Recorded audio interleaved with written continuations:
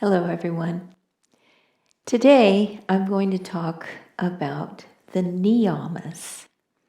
And these are the principles of yoga that enumerate things that we want to put energy into, that are good practices, a good set of moral ethics, if you will, a way to increase positive energy, to eliminate negative karma, to build spiritual power.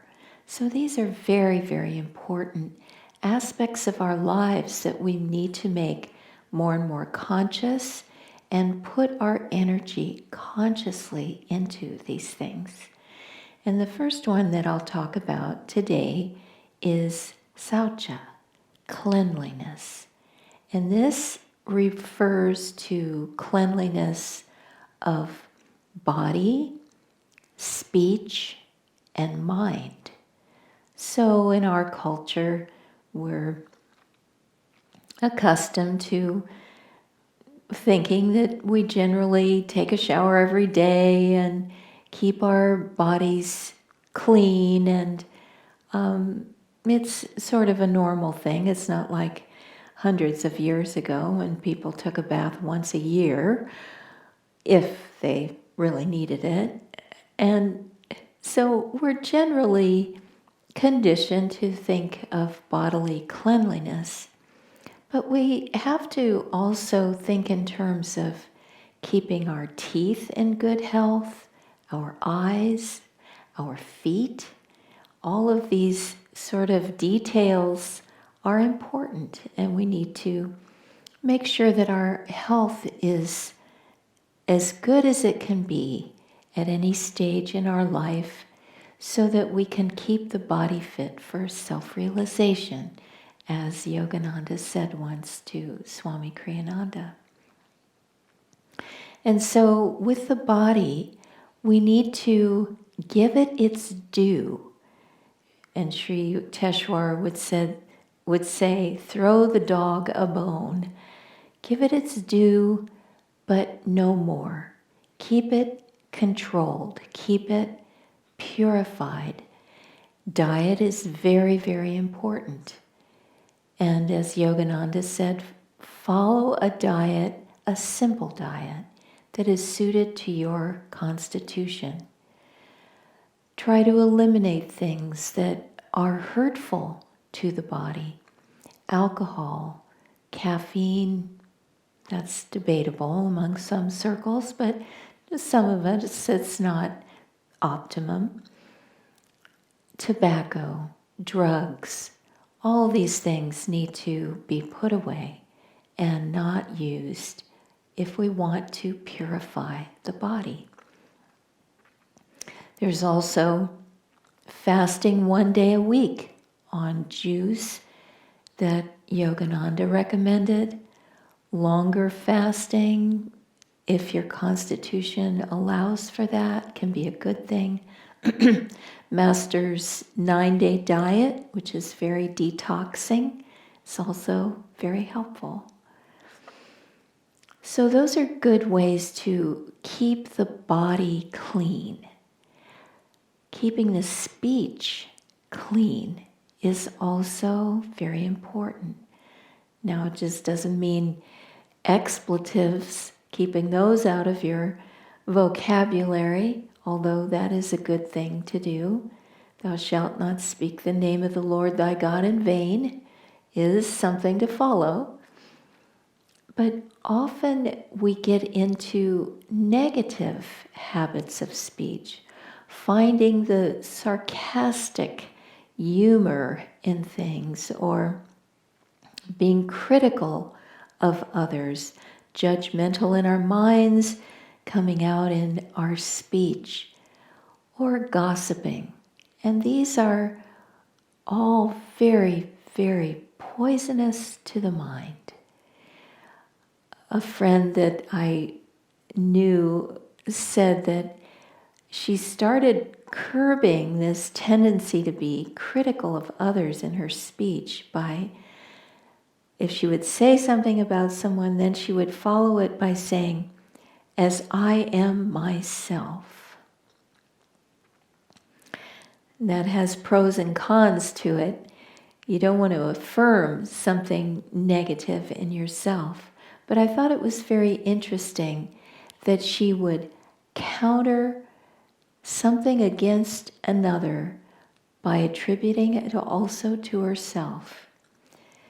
No matter what the failings of other people, we have those capabilities. Perhaps we've done that or worse in the past. Why judge? Just discriminate and say to yourself, I don't want to do that same action or speech or whatever it is.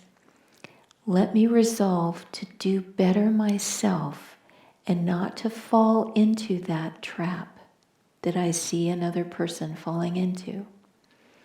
And gossip is especially bad because it perpetuates negativity. Why do we want to know the failings of others and dwell on them and repeat them to our friends? And if they're true friends, they won't even want to hear them.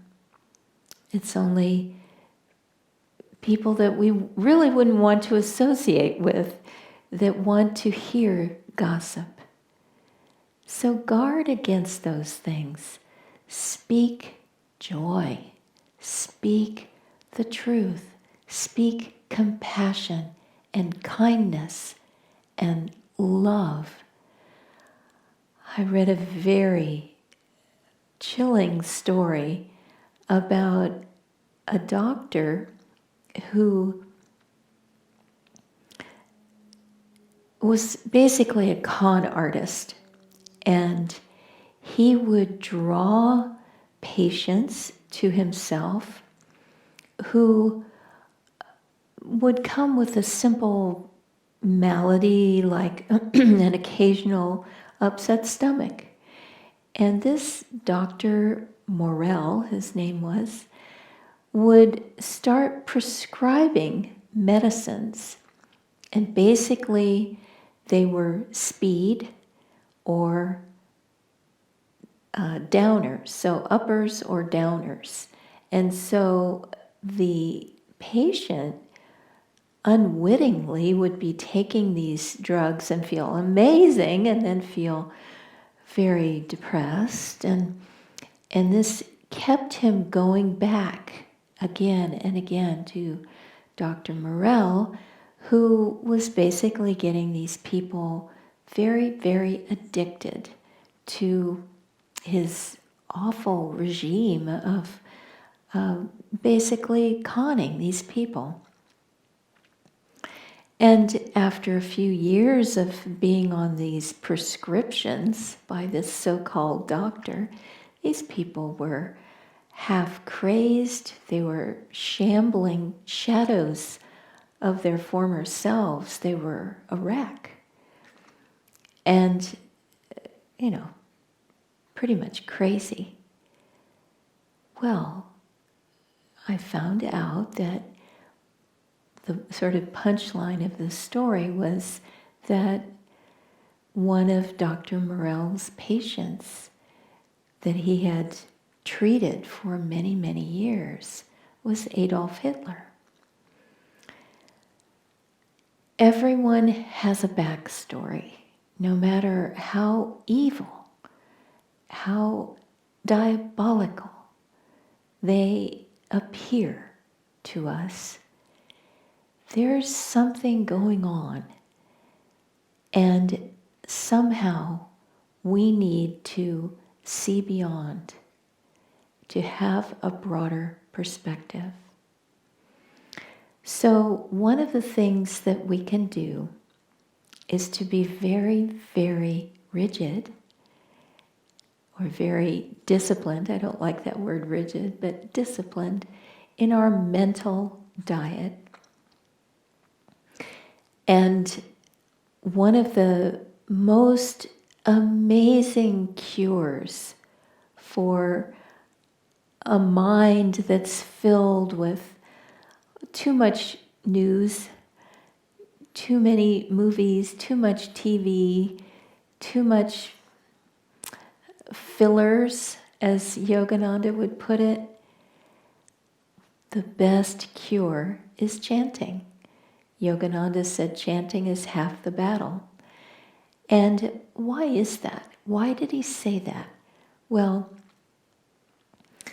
if you think of our minds as a bowl filled with all kinds of debris, let's say that bowl has been sitting outside in the storms, and leaves and twigs and mud and rain and all sorts of things have collected in that bowl through our many, many, many lifetimes of tragedy and elation and trauma and brilliance and all the different experiences, so much feeling and emotion and debris all collected in this bowl of our minds, past tendencies, habits, all of it.